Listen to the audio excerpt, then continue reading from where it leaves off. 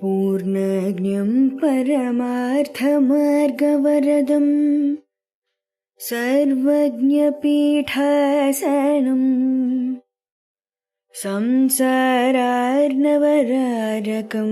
यतिवरं तत्त्वार्थसिद्धिप्रदं पारिव्राज्यशिरोमणिं श्रितपरम् देवी कटाक्षान्वितं श्रीमच्छङ्करमाश्रितेस्तवरदं सर्वावतारं श्रये श्रीमच्छङ्करमाश्रितेस्तवरदं सर्वावतारं श्रये। श्रुतिस्मृतिपुराणानाम् आलयं करुणालयं श्रुतिस्मृतिपुराणानाम् आलयं करुणालयं नमामि भगवत्पादशङ्करं नमामि भगवत्पादशङ्करं लोकशङ्करं लोकशङ्करं। శ్రీ గురుభ్యో నమః. శ్రీ శ్రవణం ఛానల్కి శ్రోతలందరికీ కూడాను మరొకసారి స్వాగతం. ఈరోజు మనం 125, 126 శ్లోకాలని చెప్పుకోబోతున్నాం. ముందుగా 125 శ్లోకం. మాయా మాయా కార్యం సర్వం మహదాదిదేహపర్యంతం అసదిదమనాత్మతత్వం విద్ధి త్వం మరుమరీచికాకల్పం. ఇప్పుడు దీని ప్రతిపదార్థాన్ని చూద్దాం. మాయా మాయయు మహదాది మహత్తు మొదలుకొని దేహపర్యంతం దేహం వరకు గల సర్వం సమస్తమైన మాయాకార్యము ఇదం ఈ అనాత్మతత్వము అసత్ అసత్తని మరుమరీచికా కల్పం మరుమరీచికతోటి సమానమైందని త్వం నీవు విద్ధి తెలుసుకో అంటూ ఇక్కడ శంకరుల వారు చెప్పడం జరుగుతోంది. ఆయన ఏమంటున్నారు అంటే ఇక్కడ ఇదంతా అనాత్మ నిరూపణకు సంబంధించినటువంటిది అని చెప్పుకోవడం జరుగుతోంది కదా. నిన్న మన దేహేంద్రియాలు ప్రాణము మనస్సు ఇవన్నీ కూడాను అని దాంట్లోనే కంటిన్యూషన్గా ఇక్కడ మనకి ఇది కూడా ఈ శ్లోకం కూడాను అనాత్మ నిరూపణని సూచిస్తుంది అనమాట. ఏంటిది? మాయా మహత్తత్వం మొదలుకొని దేహపర్యంతం గల మాయ యొక్క సమస్త కార్యాలన్నీ కూడాను ఎడారిలోని ఎండమావుల్లాంటివి, అవి అసత్తులు అనాత్మలు అని తెలుసుకోండి అంటూ చెప్తున్నారనమాట. ఇక్కడ ఏం చెప్తున్నారు మనకంటే, మాయ అంటే ఉన్నట్టు కనిపించేది కానీ నిజంగా లేనటువంటిది. మనం ఎప్పుడు చెప్పుకునే రజ్జు సర్పం లాంటిది. పాము అనుభవం నిజమే కానీ పాము మాత్రం అక్కడ మనకు కనబడదు అనమాట. సృష్టి మొత్తం ఈ మహత్తు నుండి దేహం వరకు సృష్టి మొత్తం కారణం అంటే మహత్తు మాయతో కలిపినది. స్థూలం అంటే శరీరము ప్రపంచం ఇవన్నీ ఒకే కేటగిరీకి చెందిన ఇవన్నీ కూడాను మాయా కార్యాలే. అసత్ అంటే అది పూర్తిగా లేనిది కాదనమాట. ఇది సటిల్ పాయింట్. పూర్తిగా లేనిది శూన్యం. ఇది కనిపిస్తుంది కానీ అబ్సల్యూట్ రియాలిటీ కాదనమాట. దీన్ని అద్వైతంలో మిథ్యా అంటూ ఉంటాం. రిలేటివ్ రియాలిటీ అని అంటారనమాట. ఇప్పుడు చాందోగ్యోపనిషత్తులో మనకి సదేవ సౌమ్య ఇదమగ్రం ఆసీత్ అంటూ చెప్తారు. మొదట సత్యం మాత్రమే ఉంది, ప్రపంచం తర్వాత ప్రాప్తించింది అంటూ. ప్రపంచం అనేది రియాలిటీ డిపెండెంట్ది. బ్రహ్మం అంటే అబ్సల్యూట్ రియాలిటీ అనమాట. అలాగే మనకి బృహదారణ్యకం కూడాను ఇంద్రజాలవత్ అంటూ పదాన్ని వాడుతుంది. అంటే మాయలాగా ఉంది, ఇది ఒక మాంత్రికుడు మాయ లాంటిది, కనిపిస్తుంది కానీ అల్టిమేట్గా అది సత్యం కాదు అంటూ చెప్తారు. మాండూక్యోపనిషత్తులో మనకి గౌడపాదాచార్యుల వారు కూడాను స్వప్నవత్ అంటూ వాడతారు. భగవద్గీతలో అయితే మనకి దేవీ హేష గుణమయీ మమ మాయా దురచ్చయ అంటూ 7వ అధ్యాయంలో చెప్పడం జరుగుతుంది. ఈ ప్రపంచం అన్నది మాయ, దాటడం కష్టం కానీ దాన్ని జ్ఞానం ద్వారా దాటచ్చు అంటారు ఆయన. నా అసతో విద్యతే భావ, అసత్యం స్థిరంగా ఉండదు, సత్యం మారదు అంటూ కూడాను మనకి చెప్పడం జరిగింది. సినిమా స్క్రీన్ పైన అగ్ని, వరద, యుద్ధం ఇవన్నీ కనబడుతుంటే భావోద్వేగం కలుగుతుంది మనకి. కానీ స్క్రీన్ మాత్రం మార్చలేదు. సినిమా ప్రపంచం అయితే ఆత్మ అన్నది స్క్రీన్ అన్నమాట. ఇప్పుడు మనం వర్చువల్ గ్లాసెస్ తీసుకుంటే ప్రపంచం అంతా కొత్తగా కనిపిస్తుంది. నిజంగా మీరు అక్కడ లేరు, కానీ అనుభవం స్ట్రాంగ్గా ఉంటుంది. ఇదే మాయ అన్నమాట. దూరంలో ఏదో ఒక వస్తువు కనిపిస్తుంది మనకి, పొగ మంచుగా ఉన్నప్పుడు దగ్గరికి వెళ్తే క్లారిటీ వస్తుంది. అజ్ఞానం కూడా ఒక ఫాగ్ లాంటిదే మనకి. ఈ రకంగా మనం నిత్య జీవితంలో జరుగుతున్న, మన చుట్టూ జరుగుతున్నటువంటి సంఘటనలు కూడాను మనం వివేకంతో చూడడం మొదలు పెడుతున్న కొద్దీ మనకి ఈ ఆత్మకు సంబంధించిన భావాలు ఏమిటి అన్నది మెల్లిగా సుస్థిరమవుతాయి. ఇక్కడ ఇంతవరకు ఏవేవి కలిసి అనాత్మ అనబడతాయో మనకి వివరించారు కదా. అన్ని ఉపాధులు, దేహము, జ్ఞానేంద్రియాలు, కర్మేంద్రియాలు, శరీరంలో జరిగే క్రియలు, మనస్సు, అహంకారము, ఇవన్నీ కూడాను. ఇంతేకాకుండా మనకి వికారం అంటూ చెప్తారు. అంటే అన్ని రకాల పరిణామాలు, మనలో జరిగే అన్ని రకాల పరిణామాలు. సుఖాదయ అంటే సుఖము, దుఃఖము మొదలైనవన్నిటికీ కూడాను. విషయ ఇంద్రియాలకు సంబంధించిన వస్తువులన్నీ, అలాగే భూతాన్ని అంటారు, అంటే స్థూల భూతాలు, పృథివ్యాపస్తేజో వాయురాకాశాలు అని ఏవైతే అంటామో అవన్నీ కూడాను. విషయ వస్తు ఉద్రేకాలు, ఆలోచనలుగా గుర్తింపబడే చరాచర ప్రపంచం అంతా. అవ్యక్తం అంటే ఆ అవ్యక్తం వరకు అంతా కూడాను అనాత్మే, ఆత్మ కానిదే అంటూ మనకి చెప్పడం జరుగుతుందన్నమాట. భగవద్గీతలో మనకి మనం ఇదివరకు చెప్పుకున్నట్టుగా పంచభూతాలు, అహంకారము, బుద్ధి, అవ్యక్తము, దశేంద్రియాలు, మనస్సు, 5 ఇంద్రియాలు, విషయాలు, కోరిక, ద్వేషం, సుఖం, కష్టం మొదలైనవన్నీ కలిసి బుద్ధిలోని ఆలోచించే శక్తియే ధీరత్వం.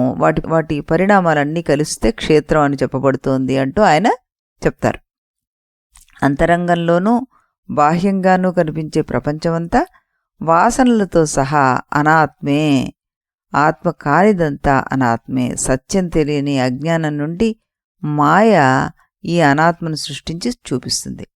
మాయ అంటేనే ఉండి లేనిది, లేనిది ఉన్నట్లుగా కనిపించినవి. నిజానికి ఉనికి వాటికి ఉండదు. నిజానికి అవి లేకపోయినా తాత్కాలికంగా మన అజ్ఞాన దృష్టికి ఉన్నట్లుగా భ్రమ కల్పిస్తుంటాయి. అందుకే అవి కేవలం భ్రమ, కల్పనలు మాత్రమే అంటున్నారు. దానికి ఉదాహరణగానే మనకి ఇక్కడ ఎడారిలో జలాశయం అంటూ మరీచిక అంటూ చెప్పడం జరిగింది. అక్కడ ఇంత నిజంగా కనిపిస్తున్నా వాస్తవంలో ఉనికి లేదు దానికి. అదేవిధంగా అనాత్మగా పిలువబడే వివిధ నామరూప సమన్వితమైన ఈ మహావిశ్వం అంతా కూడాను కేవలం భ్రమ మాత్రమే. మన సంకల్పాల చేత ఉన్నట్లుగా ఉంటుంది. భ్రమ కోల్పోతే వాస్తవంలో ఉనికి లేదు. ఇదే విషయాన్ని మనకి యోగ వాసిష్టంలో కూడాను మొదటి భాగంలో మనకి చెప్పడం జరుగుతుందన్నమాట. అక్కడ కూడాను మనకి ఇదంతా మిథ్య, మాయా ప్రపంచాన్ని గురించి అక్కడ కూడాను మనకి విశదీకరించారనమాట. ఇప్పుడు మనం మరో శ్లోకాన్ని కూడాను వినండి. అధతే సంప్రవక్ష్యామి స్వరూపం పరమాత్మనః యద్విజ్ఞాయ నరో బంధాన్ముక్తః కైవల్యమశ్నుతే. అథ అటు తర్వాత పరమాత్మనః పరమాత్మ యొక్క స్వరూపమును తే నీకు సంప్రవక్ష్యామి చెప్పెదను. యత్ దేనిని విజ్ఞయ తెలుసుకొని నరః నరుడు బంధాత్ బంధం నుండి ముక్తః ముక్తుడై కైవల్యం మోక్షాన్ని అశ్నుతే పొందును అంటూ ఆత్మ నిరూపణ సిద్ధాంతాన్ని ఇక్కడి నుంచి మనకి వివరించడం మొదలు పెడతారనమాట. శిష్యుడికి గురువుగారు చెప్తున్నారన్నమాట, ఇప్పటి వరకు నువ్వు అనాత్మ అంటే ఏంటో చూసావు, దాని ముందంతా కూడాను సత్వగుణాన్ని గురించి తెలుసుకున్నాం, రజస్సు గురించి తెలుసుకున్నాం, తమో గుణాన్ని గురించి తెలుసుకున్నాం, ఆ తర్వాత మాయ అంటే ఏ విధంగా నిరూపించాలన్నది తెలుసుకున్నాం, ఆత్మార్థమే ప్రేమ అన్నది తెలుసుకున్నాం, అహంకారం ఏమిటి అన్నది తెలుసుకున్నాం, అసలు ఈ ప్రాణాల యొక్క ధర్మం ఏమిటి అన్నది తెలుసుకున్నాం, సూక్ష్మ శరీరం ఏమిటి, స్థూల శరీరం ఏమిటి తెలుసుకున్నాం, దశేంద్రియాలు అంటే ఏమిటి తెలుసుకున్నాం, అంతఃకరణాలు అంటే ఏంటో కూడా తెలుసుకున్నాం, దేహాసక్తిని గురించిన నింద, ఇలాంటి రకరకాల టాపిక్స్ అన్నీ చెప్పుకుంటూ వచ్చిన గురువర్యులు ఇతనికి ఇప్పుడు ఈ ఆత్మ నిరూపణ గురించి ఇన్ని రకాలుగా తయారైనటువంటిదంతా కూడాను అనాత్మే కాబట్టి ఇప్పుడు నువ్వు తెలుసుకోవాల్సింది ఆత్మ నిరూపణ, ఆత్మ గురించి, దాన్ని నేను నీకు నిరూపించి చూపిస్తాను అంటూ గురువుగారు ఇక్కడ చెప్తున్నారన్నమాట. చెప్తూ ఏమంటున్నారు, ఇది తెలుసుకున్నవాడు బంధాల నుండి విడివడిపోయి కైవల్యాన్ని పొందుతాడు అంటూ గ్యారెంటీ కూడాను ఇస్తున్నారనమాట. ఇప్పటివరకు చర్చించిన వాటన్నిటికీ ఒక ముగింపునిస్తూ ఈ కొత్త అంశాన్ని మొదలుపెట్టారు ఆయన. ఆత్మ గురించి చెప్పబోతున్నారనమాట. ఈ ఆత్మతత్వాన్ని ఒక్కసారిగా పూర్తిగా అర్థం చేసుకుని అనుభవంలోకి తెచ్చుకోగలిగితే పదార్థ నిర్మితాలైన ఉపాధుల నీచమైన కోరికల నుండి, వాటి ఒత్తిడి నుండి, వాటి యొక్క ప్రెషర్ నుండి మనిషి తన వ్యక్తిత్వాన్ని బయటికి తీసుకొస్తాడు. తన అజ్ఞానంతో సృష్టించుకున్న బాధలతో కూడిన ఈ రకమైన తాదాత్మ్యత నుండి విముక్తిని పొందుతాడు అతను. అనవసరమైన బాధల నుండి ముక్తి పొందడమే కాకుండా శుద్ధము ఏకము అయిన తన ఆత్మతత్వాన్ని అనుభవపూర్వకంగా తెలుసుకోగలుగుతాడనమాట. మనకి శరీరము, మనస్సు దర్శించేవాడు, భావించేవాడు, విచారించేవాడు, విషయ వస్తువులు, ఉద్రేకాలు, తలపులు, వీటన్నిటి నుండి ముక్తిని పొందిన స్థితే కైవల్యం అనబడుతుంది. మనకి అన్ని ఉపాధుల నుండి, వాటి విషయాల నుండి ఒక్కసారిగా పూర్తిగా విడుదల పొందితే శుద్ధ జ్ఞానం అనుభవంలోకి వస్తుంది మనకి. మన ఋషుల దృష్టిలో ఇదే కైవల్యం. ఒక రాతి మీద కూర్చుని చూస్తే ముందున్న నది కదలికను నువ్వు చూడగలుగుతావు. ఇందుకు భిన్నంగా నదిలోనే నీవు ఉంటే నీటి కదలిక నీకు కనబడదు. కదలికలను గమనించాలి అంటే గమనించేవాడు నిశ్చలంగా ఉండాలి. ఏ మార్పునైనా మార్పు లేని ఒక అంశంతో సంబంధించి ఉంటేనే దాన్ని మనం గుర్తించడం జరుగుతుంది. తానే మారిపోతూ ఉన్న స్థితిలో ఉంటే అది గుర్తించడం కష్టం అన్నమాట. విషయబంధ విముక్తుడైనప్పుడే శుద్ధమైన విషయిగా తనలో ఏ పరిమితులు, హద్దులు ఉండవు. అలాంటివాడు మాత్రమే ద్రష్ట అనబడతాడు. ఇక్కడ చాలా చక్కగా ఒక విషయాన్ని మనం గ్రహించాలి. అతడు దేన్ని చూడడం లేదు, అతని దృష్టిలో ఏదీ లేదు. అతడు కేవలం చూసేవాడు మాత్రమే, ద్రష్ట మాత్రమే. అతను చూడవలసినది ఏదీ లేదు, ఉండదు కూడాను. ఆ స్థితే ఎంతో వివరంగా మనకి రాబోయే మరిన్ని శ్లోకాల్లో శంకరులు వారు వివరిస్తారనమాట.